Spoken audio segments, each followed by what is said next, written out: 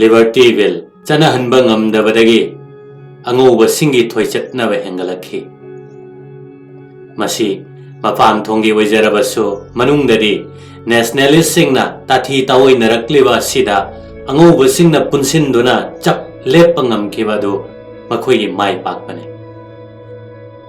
Surendranath Banerjee na Vernacular Press Act amasung Statutory Civil Service Scheme gi mayokta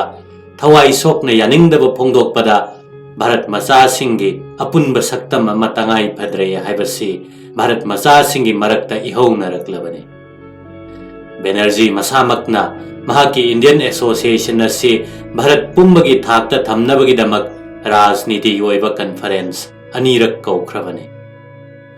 mahakna honakribadu kumang chausinba ngamkhidrabasu leibak asida anobo wakhalgi ichen amari chenba horakle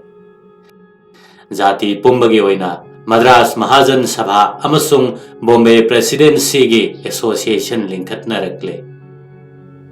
ngakna thokliba phibam amana Jati pumbagi oina thabak chathanabagi damak Central Forum ama tangai phadre haibasida English masa Alan Octavian Hume na lamjing lakhi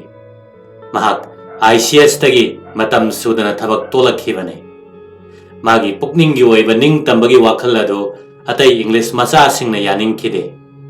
mahakna thauna phana haidorakhe matam asida miyamna asuk wanarabada hingsa gi thabak soidana amuk toraktuna samrajya si dol mol hairakpa yai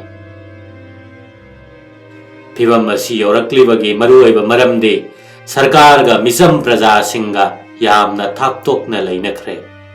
thapnariba si nationalist sing tana naksin hanba ngamgani haina mahakna haikhe mahakna Viceroy Dufferin ga wafam asi tanakhe Dufferin na su yaningkhe nationalist sing na su yamna pamkhe masidagi Indian National Congress hoikre lising amaga sanipan marifu mangagi December tang kunipan dagi kuntra phauba Bombay da ahanba session phamkhre session na sida Kolkata gi maming leiraba barrister W.C. Banerjee na sabhapati oikhi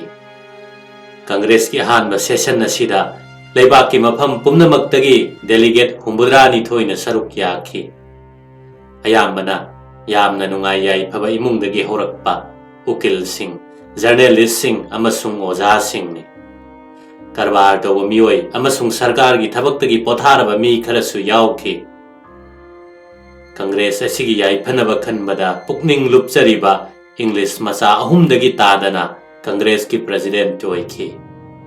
Congress session sing anganba matamdadi chahi khudingi numit humni phammi warep kaya khanabaga loinana kainai lusingba singna dada bhai Nauroji Firoz Shah Mehta Dinesh Wacha Badruddin Daibji na chingmani makhoidi British Raj da thajaba mioi ngaktani nongchup lomgi ganatantra gi chanabi pathap matungina karigumba reform tausi hairubada soidana tabirakani thabak to onthorakani haina kanna thajakhibani wakhal asina mangoina duna sarkar da ningthina sem sarba prastab kaya tauki prastab sing asi chahi gi oina hanjin sem sai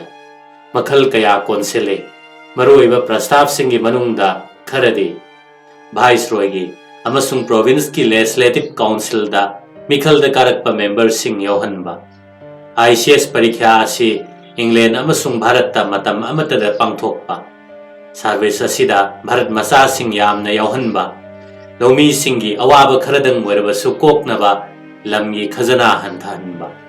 Egypt amasung China gumba athapa mafamda military khongchat thorangba British sarkar gi India office salaiba amasung Bharat railway sabagi British company singda pigani hariba sendoi asina chingba thabak kaya da maram chadana makhal kaya gi khazana tax amasung duty lauduna Bharat ki lan thum mayeng tahanbidana ba honaba asina chingmane sarkar na de prastab sing asida hangoiba pokhe Congress ki permanent amasung full time secretary oiriba Hume na lalong hongdokre miyamna prastab sing asi sogalakna ba honakhre lising amaga chanipan marifu tareta Bharat ki lon tarani thoida ꯈꯨꯡꯒꯪꯒꯤ ꯁꯥꯁꯟꯁꯤꯡꯒꯤ ꯃꯇꯥꯡꯗ ꯅꯤꯡꯊꯤꯅ ꯏꯔꯕ ꯄꯦꯝꯐ꯭ꯂꯦꯠ ꯑꯅꯤ ꯐꯣꯡꯈ꯭ꯔꯦ꯫ Legislative ꯀꯥꯎꯟꯁꯤꯜꯒꯤ ꯃꯔꯝꯗ ꯄꯦꯝꯐ꯭ꯂꯦꯠ ꯑꯃꯁꯨ ꯇꯥꯃꯤꯜ ꯂꯣꯟꯗ ꯐꯣꯡꯈ꯭ꯔꯦ꯫ ꯄꯦꯝꯐ꯭ꯂꯦꯠꯁꯤꯡ ꯑꯁꯤ ꯃꯤꯌꯥꯝꯅ ꯌꯥꯝꯅ ꯄꯥꯝꯅꯕ ꯎꯕꯗ ꯁꯔꯀꯥꯔ ꯃꯤꯄꯥꯏꯈ꯭ꯔꯦ, ꯌꯥꯅꯤꯡꯗꯕ ꯐꯣꯡꯗꯣꯛꯈ꯭ꯔꯦ꯫ ꯚꯥꯏꯁꯔꯣꯏꯅ ꯀꯪꯒ꯭ꯔꯦꯁꯄꯨ ꯃꯤ ꯈꯖꯤꯛꯇꯪꯒꯤ ꯕꯥꯕꯨ ꯄꯥꯔꯂꯤꯌꯥꯃꯦꯟꯠ ꯍꯥꯏꯅ ꯀꯔꯦꯝꯅꯔꯛꯂꯦ꯫ ꯁꯦꯀ꯭ꯔꯦꯇꯔꯤ ꯑꯣꯐ ꯁ꯭ꯇꯦꯠꯅꯁꯨ ꯚꯥꯔꯠꯀꯤ ꯄ꯭ꯔꯖꯥꯅ ꯌꯥꯏꯐꯒꯗꯕꯗꯤ ꯏꯪꯂꯤꯁꯀꯤ ꯋꯥꯌꯦꯜ ꯑꯃꯁꯨꯡ ꯁꯥꯁꯟ ꯐꯔꯕꯇꯗ ꯑꯣꯏꯒꯗꯕꯅꯤ, ꯃꯔꯝ ꯑꯗꯨꯅ ꯑꯅꯤ ꯑꯁꯤ ꯑꯣꯏꯅꯤꯡꯕ ꯐꯤꯚꯝ ꯑꯣꯏꯔꯛꯂꯕꯁꯨ ꯌꯥꯝꯅ ꯐꯒꯠꯍꯟꯒꯗꯕꯅꯤ, ꯆꯥꯡꯗꯝꯅꯤꯡꯉꯥꯏ ꯂꯩꯔꯣꯏꯗꯕꯅꯤ ꯍꯥꯏꯔꯛꯈꯤ꯫ ꯁꯔꯀꯥꯔꯒꯤ ꯃꯥꯌꯣꯛꯅꯕꯒꯤ ꯄꯥꯡꯒꯜ ꯂꯩꯇ꯭ꯔꯦ ꯈꯜꯂꯗꯨꯅ ꯀꯪꯒ꯭ꯔꯦꯁꯅ ꯍꯥꯟꯅꯒꯨꯝꯅ ꯆꯍꯤꯒꯤ ꯋꯥꯔꯦꯞ ꯈꯔ ꯇꯥꯔꯒ ꯑꯗꯨꯝ ꯂꯩꯕ ꯇꯥꯈꯤ꯫ ꯃꯈꯣꯏꯒꯤ ꯍꯣꯠꯅꯖꯃꯜꯒꯤ ꯈꯖꯤꯛꯇꯪ ꯃꯍꯩ ꯆꯥꯔꯛꯄꯗꯤ 1962ꯒꯤ ꯏꯟꯗꯤꯌꯟ ꯀꯥꯎꯟꯁꯤꯜ ꯑꯦꯛꯇ ꯀꯟꯁꯦꯁꯟ ꯃꯆꯥ ꯑꯃꯇꯪ ꯌꯥꯕꯤꯔꯛꯄ ꯑꯗꯨꯅꯤ꯫ ꯑꯦꯛ ꯑꯁꯤꯅ ꯂꯦꯖꯤꯁꯂꯦꯇꯤꯚ ꯀꯥꯎꯟꯁꯤꯜꯁꯤꯡꯗ ꯅꯟ ꯑꯣꯐꯤꯁꯤꯌꯦꯜꯒꯤ ꯆꯥꯡ ꯈꯔꯗꯪ ꯍꯦꯟꯒꯠꯍꯟꯈꯤ꯫ ꯑꯗꯨꯕꯨ ꯃꯈꯣꯏ ꯑꯗꯨ ꯆꯦꯝꯕꯔ ꯑꯣꯐ ꯀꯃꯔꯁ ꯑꯃꯁꯨꯡ ꯌꯨꯅꯤꯚꯔꯁꯤꯇꯤ ꯁꯤꯅꯦꯠꯀꯨꯝꯕ ꯁꯪꯁꯊꯥꯟ ꯀꯌꯥꯅ ꯊꯥꯒꯠꯂꯛꯄ ꯃꯤꯑꯣꯏꯁꯤꯡ ꯑꯗꯨꯗꯒꯤ ꯑꯄꯥꯝꯕ ꯈꯟꯒꯗꯧꯔꯤꯕꯅꯤ꯫ ꯂꯣꯏꯅꯅ ꯁꯝꯔꯥꯖ꯭ꯌꯒꯤ ꯕꯖꯦꯠꯁꯨ ꯈꯟꯅꯕ ꯌꯥꯍꯟꯈꯤ꯫ ꯑꯗꯨꯕꯨ ꯃꯤꯈꯜ ꯇꯧꯁꯤ ꯍꯥꯏꯕꯗꯤ ꯌꯥꯈꯤꯗꯦ꯫ ꯃꯔꯝ ꯄꯨꯝꯅꯃꯛꯇ ꯚꯥꯔꯠ ꯃꯆꯥꯁꯤꯡ ꯃꯥꯏꯅꯣꯔꯤꯇꯤ ꯑꯣꯏꯗꯨꯅꯇ ꯂꯩꯍꯟꯅꯕ ꯍꯣꯠꯅꯈꯤ꯫ ꯒꯣꯄꯥꯜ ꯀ꯭ꯔꯤꯁꯅ ꯒꯣꯈꯂꯦꯗꯪꯗꯤ ꯏꯝꯄerial ꯂꯦꯖꯤꯁꯂꯦꯇꯤꯚ ꯀꯥꯎꯟꯁꯤꯜꯕꯨ ꯅꯦꯁꯅꯦꯂꯤꯖꯝꯒꯤ ꯃꯄꯨꯡ ꯑꯣꯏꯕ ꯐꯣꯔꯝ ꯑꯃ ꯑꯣꯏꯍꯟꯕ ꯉꯝꯈꯤꯕ ꯑꯃꯠꯇ ꯉꯥꯏꯔꯕ ꯚꯥꯔꯠ ꯃꯆꯥꯅꯤ꯫ ꯔꯥꯅꯥꯗꯦꯒꯤ ꯊꯥꯖꯔꯕ ꯁꯥꯇ꯭ꯔꯅꯤ, ꯋꯥꯈꯜ ꯀꯥ ꯍꯦꯟꯗꯕ ꯃꯤꯅꯤ,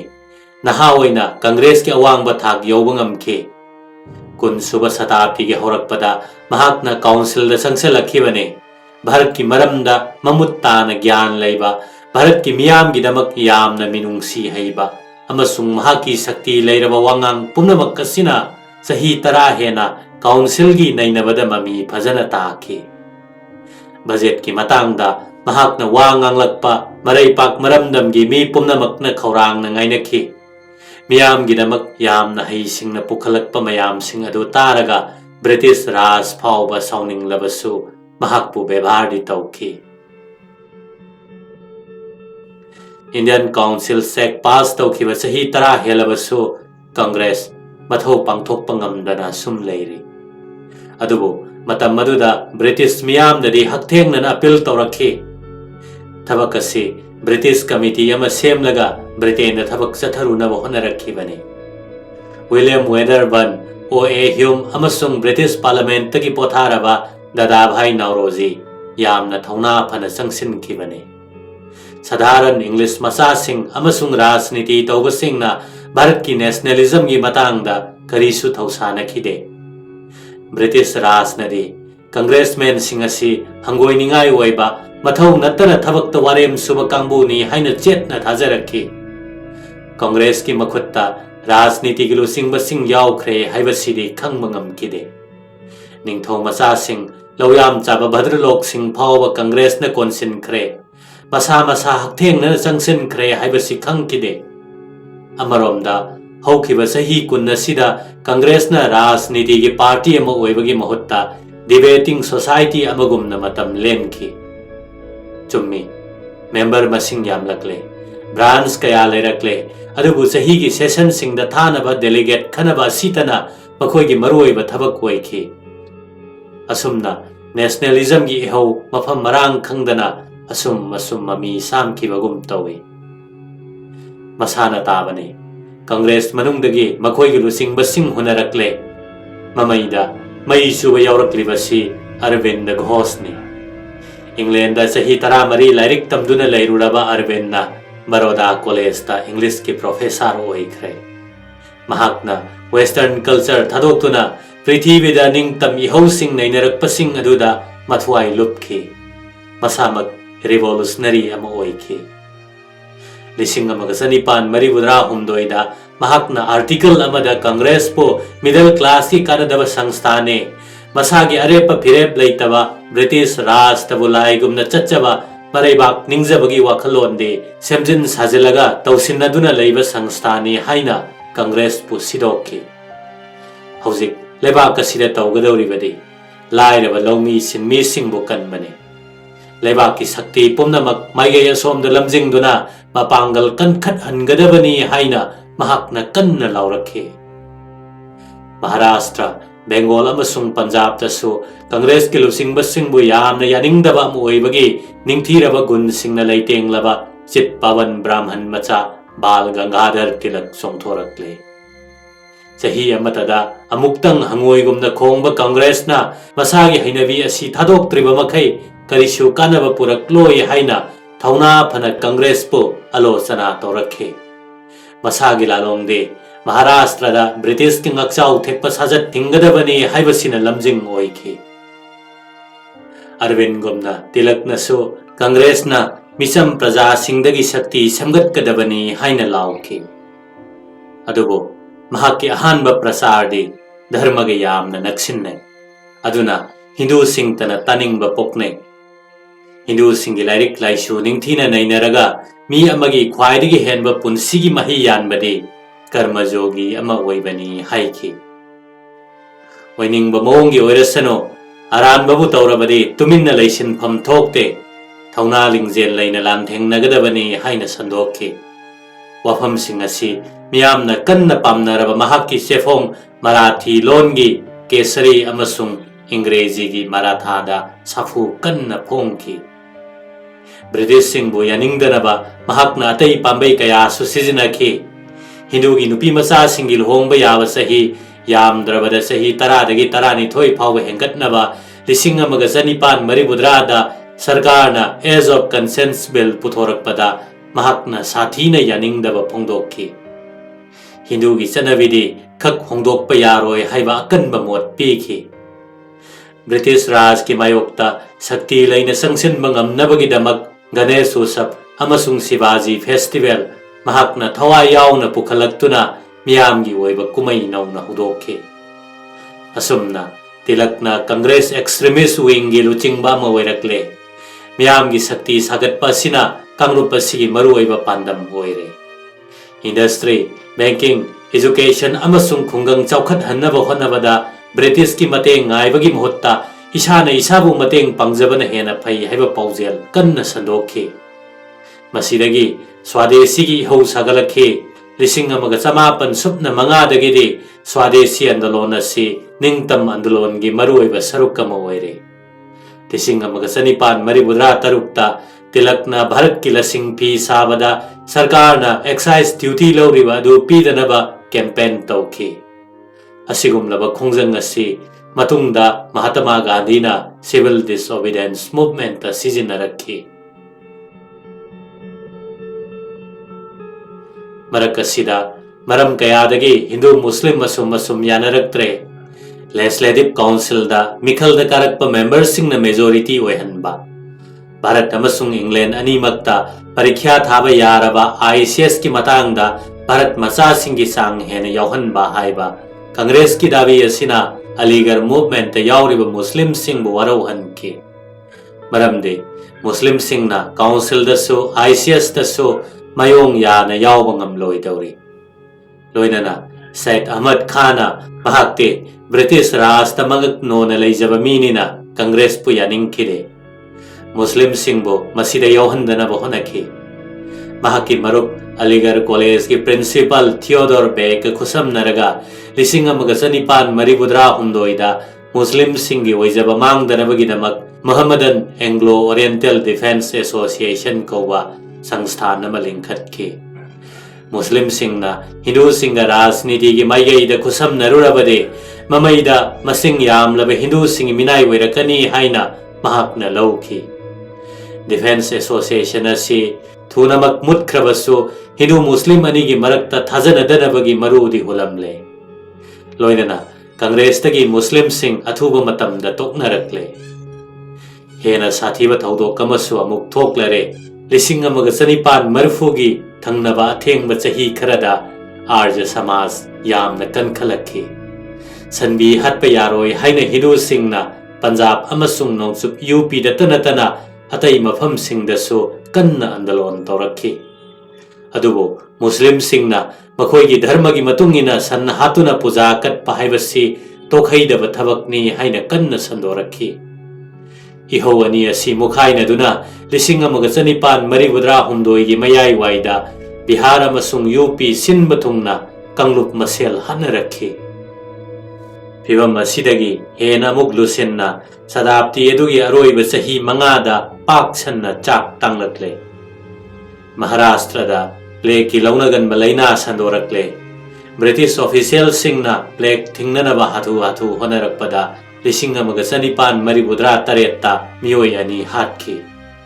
हातख्रिबा असि तिलकना केसरीदा आर्टिकल अमा फोंदोरक्पदगिनी हाइना मराल सिजिन्दुना महाकपु सही अनि जेलदा थमखी आर्टिकल असिदा शिवाजीना महाकी यज्ञवा अफजाल खान हातपदा अचौब मिसिंगदि अचुम मराल विचारगी मथक्ता लई हाइना तिलकना इखी वाफम असि सरकारना लालहौबगी वातानी हाइना लौखी नहावरिबा चापेकर मचिन मनावनी सो मिहाटपगी मराल सिजिन्दुना फारसी तौरगा हातखी मखोय अनीना साउनिंगबा अमसुंग निंगबा काइबतना लमजिंगखिदुना मतुंग इनबीनबा कनामता याउदना लालहौबगी थबकदो पांथोखिबने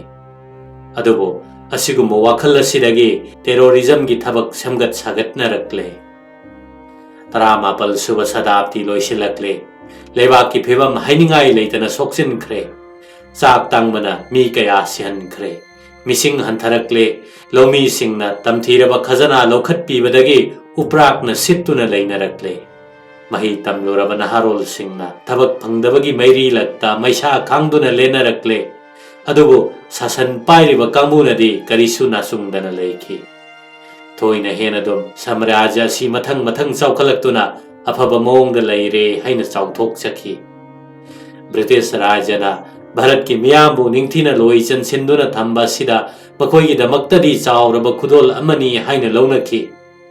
वखल असि 1994 भारत लैब कवि अमसुंग जर्नलिस्ट रुडियार्ड किपलिंगना मयुम इंग्लैंड यौबगा पाउदम लोई लौरो अंगौबा मीगी थौदांग पोलम नखोइगी नरैबाक्तगी थाखो ख्वाइदगी फबदो नसासिंगदो लापना अदुम लैसनु नखोइना फजिल्लिबसिंगी सेवा तौसनु यामना तंजा चनखी किपलिंगना कल्पनागी मंगलान अमा सागलिंगैदा ब्रिटेनना मागी फरब मचानुपामा भारत की मिखा पोलब मियोइसिंगबो मसाना मसाबु सेवा तौननबा थारखी सही निफु सुद्रिबा लॉर्ड कर्जन ने किपलिंग गुम्बा यामना थजजबा का हेन मरैबाक निंगबा मीने छात्र ओइरिङैदा महाकना हाइखिबा लै पृथ्वीगी इतिहासता ब्रिटिश साम्राज्य गुम्बा मियोइबगी फनबा तौबा अतोप शक्ति अमत्ता लैत्रबने अखोइना पांगल अमसुंग पुंसी पुमनमक फिबम असि ngak सेनबा होनफम थोइ हौजिक महाक भारत की भाइसरॉय ओइरे महाकना वांगना थमजरिबा साम्राज्य अदु सेवा तौननबा वांगलबा खुबम अमा फंगले कर्जन हिंसा याइतंबा तौनिंगबता तौबनो पामने शासन की थबक फबतना प्रजाना पेंजगदबनी हाइना खल्लदुना सरकार की थबक पुरिबसिंग सेमदोक सेमजिन पुकनिंगनी लोंगदना परप परप पाइखलक्ले प्रजा सिंगना पेनबगी वा महाकना काउथोखरे आइन बुनिंगथीना थमलबदे मागी ममांगद भाइसरॉय ओइबसिंगुमना प्रजा सिंगना हेक्ता पेंजगदबनी असिनी वखल असिदगी कांग्रेस की दाबी सिंग मथंग मथंग कनखलै लौमी सिंगदगी खोंगलक्लिबा खजनागी सांग लेंगदना सुम लैबा यारोय चाक तांगबा बसुंग चाथोक फंगदबा सि का हेना खजना लौबना नते नोंग तादबना तौबने कांग्रेस हाइबसि मुथतपा ngamlaroidaba फत्रबा संस्थान अमनी हाइना लौखिदुना मखोइना हरप्पा मखै सुक्या याखिदे 1950 महाकना हाइ अई साना थजजबदे कांग्रेस हाइबसि मचेत मचेत ताना काइगने अइना भारत लैरि मखै ख्वाइदगी हेना पामजबा अमदि कांग्रेसना शांति ओइना तुमजखिबदा अइना मतेंग पांगबा सिने नोंगचुपलोंगी मही मसिंग तमलुरबा मियोइ कांगलुप पुमनमक मागी ममित्ता लोइनमक सिंगननिंगाई ओइरे महाकना भारत थुंगलबा कुइद्रिङैदा ब्रिटिशतना पाइगदबा अवांगबा फम पुमनमक नेटिव हाइरिबा लम मसिगी मियोइ सिंगना मितिक मिरौ हैरक्तुना पाइसिनखिबगुम ओखि नेटिवसिंग मितिक मिरौ हैरंबा याय अदुबु महाकनदी इंग्लिश मसातना अहल लमन हक्तक्तगी लेजरक्पा मगुन अमा ओइना योग थालक्पगी मही तमलक्पगी मही ओइना सरकार की थौसिल मवोंग खंगबगी मतुंगिना पुकनिंग अमसुंग लमचत साजत अवांग बथाकी ओइबना थबक असि मखोइना तौफम थोई हाइना महाकना लौरे समना हाइरबदा इंग्लिश न पाइगदबने भारत मसासिंगना मिखा पोना मिनाय ओइना लैगदबनी असिनि थंगई सेंगबदी कर्जन मसामक ख्वाइदगी हेना पिथोरक्पा मगुन सिंगना लैतेंगबा इंग्लिश मसासिंगी मरक्ता यामना वांग चावना लेपलिबा चावरबा नुपा अमनि तरेत सुबह एडवर्डना ब्रिटिश सिंहासन काबगी नुंगाइबा फोंदोकपा सभा अमा कर्जन मसामकना सिन लांगखि दिल्ली की दरबार लुपा लाख कुन चंगना इंग्रे सिटना सेमजिलगा यामना चिंगलेमना महाकना सभापति की तंगबल लौखि माबु खुरुमलनबा भारत की निंगथौ मचा पुमनमक लाखि निंगथौ एडवर्ड के ड्यूक ऑफ कनॉट्सो मागी नुपीगा लोइनना लाखि लानमी लिसिंग कुंथ्रा मरीना पेरेड तौखि मी लिसिंग अनीना बेन खोंखि यूरोपियन सिंग तगी चावरबा बॉल डांस तोहनखि अमसुंग भारत की निंगथौ मचा सिंग तरामना अंगकपा मवोंगदा ओखि लिसिंग अमगा चमापन सुबना अनी की दिसंबर लोइरमदाइदा चयोल अनी चुपना कुमई फियोंग तौखि इंपीरियल सैल्यूट ओइना टॉप चामगा अमा ngरंग ngरंग ngंगबा मखै कापलगा भाइसरॉय की दरबार पीबा वारोलना कुमई फियोंग की अरोइबा सरुक कोइखि दरबार की वारोल अदुदा जाति की ओइबा मंगक कनबगी जंगयेंगबा सक्तम कया यावे लेबाक असिगी तुंगी फिबम यामना फरबनी हाइना मखौ पोंगना लाउथोखे असिगुमलबा तुंगी फिबम असे ब्रिटिश क्राउन की कना अमतना लाक्थुबा ngamद्रबा ख्वाइदगी हेलबा शक्ति लेरबनी हाइना चौथोकपा उच्चखि था खरा लेरगा बेंगोल प्रेसिडेंसी दा मी क्रोर निपान मुक्की तुंगी पुंसी सेमदोक सेमजिन तौनबा थौरांग पाइखलखि प्रेसिडेंसी असिदा बिहार अमसुंग उड़ीसा सुयावरिबनिना यामना पाक चौमनख्रे लाक्सिनबा वाई हाइना खल्लदुना पिक्सिनबा कुपना खना नैनबा होरक्ले मवोंग कया थोकना सेमदोक सेमजिन तौबा यारिबनि अदुबु कर्जनना पामखिबदि नोंगचुपलोंगी मही तमलोरबा बेंगोली हिंदू भद्रलोक सिंह असि नमथबनि बेंगोल की नोंगफोक थंगबा सरुक असि मुस्लिम यामना ताबा लम सिंगने अमसुंग असम गा पुनसिलगा ढाका न कोनुंग ओइदुना अनौबा प्रोविंस अमा सेमबा पामखि लिसिंग अमगा समापन सुबना अहुम की दिसंबर थादा थौरांग असिगी चौराकपा सक्तम अमा लाउथोरकपदा भद्रलोक सिंगना मखोई की संस्कृति अर्थनीति अमसुंग राजनीति की मोंग मतौ नुंगसी हैतना सेमदोक सेमजिन तौखिगदौरे हाइबसी निंगथीना खंगबा ngamखि लिसिंग अमगा समापन सुबना मरी की फेब्रुआरी थादा कर्जनना ढाकादा वा ngangbada बेंगोल सेमदोक सादोकदौरिबा सिदा मुस्लिम सिंगना करी करी कानबा फंगदगे हाइबदो मयेक सेंगना हाइखि मसिना थाइनगी मुसलमान भाइसरॉय अमसुंग निंगथौ सिंगी मतमदगी हौना लेरक्त्रबा मुस्लिम सिंगी अमत्तो ओइना पुनसिनबगी खुदोंग चाबादो अहानबा ओइना पीगदौरिबनी हाइखि मसिदा सरकार की सीनियर मेंबर अमनसो मयेक सेंगना फोंदोखि अपुनबा बेंगोल शक्ति अमने खाइदोक्लबदि माइकई कया थोकना चिंखाइनदुना लैगने अखोइगी मरुओइबा पांदमदि असिनि अपुनबा विरोधी सिंबु सखाइहलगा सरकार की मपांगल हेना कनखटहनबा हाइबसिनि सरकार की मायोक्ता लेपलिबा अपुनबा विरोधी हाइबसि भद्रलोक सिंह असिबुनि मखोइना सुरेंद्रनाथ बैनर्जी की लुचिंग मखादा बेंगोल थुगाइबा यारोय हाइना चावरबा मीटिंग कया तौरे सरकार दरखास्त कया लानखले अदुबु कर्जन की मनादा संखिदे अहोइनदुम यूनिवर्सिटी एक्ट की मतेंग लौरगा कॉलेज एफिलिएशन अमसुंग स्कूल रिकॉग्निशन की मतांगदा सरकार न सुपनम तौदुना हेन इकाइबा पिरक्ले पंदमदी मही तंफम सिंगदा नेशनलिस्ट सिंगी थौदांग पांथोलकपा थिंगनबने खरा लेरगा लिसिंग अमगा चमापन सुपना मंगागी अक्टोबर थादा बेंगोल पार्टीशन तौरगनी हाइना लाउथोकले तांजा असिदा कर्जनगा मागी कमांडर इन चीफ कयानरक्त्रे ब्रिटिश सरकार नसो महाकपु थौगलक्त्रे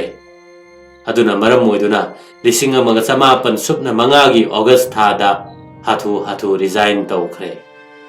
ꯃꯍꯥꯛꯅ ꯊꯝꯂꯤꯕ ꯍꯥꯏꯔꯤꯕ ꯑꯃꯒ ꯅꯨꯡꯁꯤꯅꯍꯟꯗꯕ ꯑꯈꯥꯕ ꯃꯤꯠꯌꯦꯡꯅ ꯌꯦꯡꯍꯟꯕ ꯑꯁꯤ